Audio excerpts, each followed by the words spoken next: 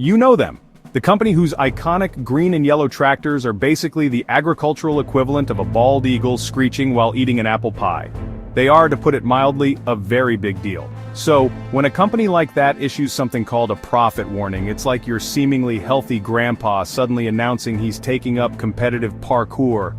A profit warning is corporate speak for, hey investors, you know all that money we said we were going to make? Well, plot twist, we're not. It's a financial distress flare, signaling that rough seas are ahead, and it's a moment that should make everyone, not just Wall Street guys in expensive shoes, sit up and pay attention. The reason this particular flare is so important is that it isn't just about one company's bottom line. No, this is much bigger. John Deere's troubles are a perfect, beautifully simple illustration of a complicated and frankly boring topic. That's currently messing with everyone's wallet: tariffs. Yes, tariffs.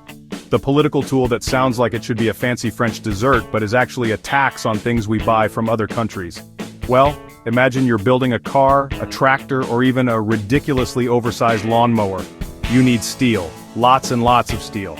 Now, companies like John Deere are experts at finding the best quality steel for the best price, and often, that means buying it from another country. But then, the government steps in and says, hold on there.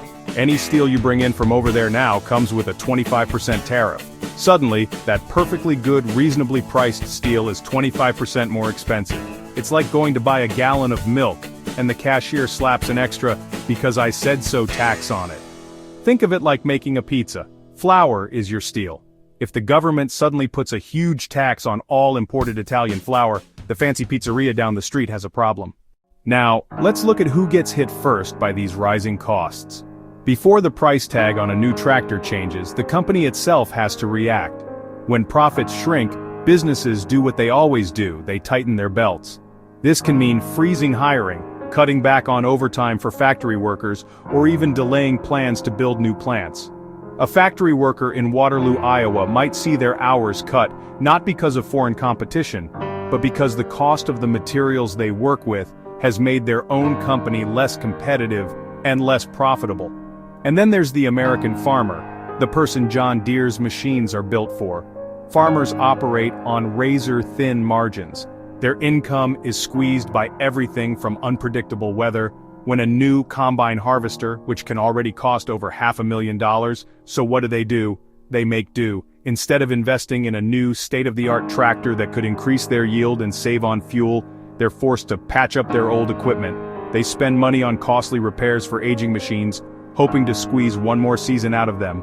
This isn't just a quaint image of rural thriftiness, it's a symptom of economic distress. But you might be sitting there thinking, that's all very sad, but I don't own a factory or a farm. How does this affect me? Oh, it affects you. It affects you every time you go to the grocery store.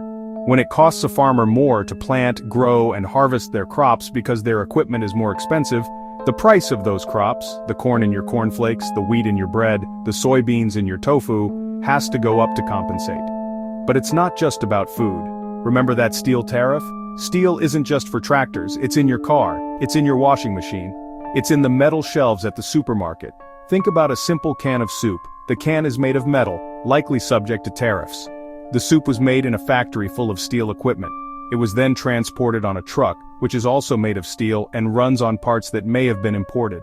Each step of that journey now has a tiny hidden tariff tax embedded in it. You don't see it on the receipt, but it's there. One approach is for companies to diversify their supply chains. Instead of relying heavily on one country for a specific part, they can start sourcing from multiple regions. Governments also have tools they can use to soften the blow. They can create more robust and efficient exemption processes. Ultimately, this all comes back to you. A policy decision made in Washington creates a ripple that raises the cost of raw materials for a factory in Ohio, which increases the price for a distributor in Texas, which finally results in you standing in an aisle at Target, wondering why everything feels just a little bit more expensive than it did last year. The contents of your shopping cart are getting lighter, and tariffs are a big part of the reason why. So the next time you hear about a new tariff, don't just tune it out as boring political noise. Ask yourself, where will this ripple end, and how will it affect my life? Let me know in the comments how rising costs are affecting you, and don't forget to subscribe for more videos breaking down complex economic issues that impact your daily life.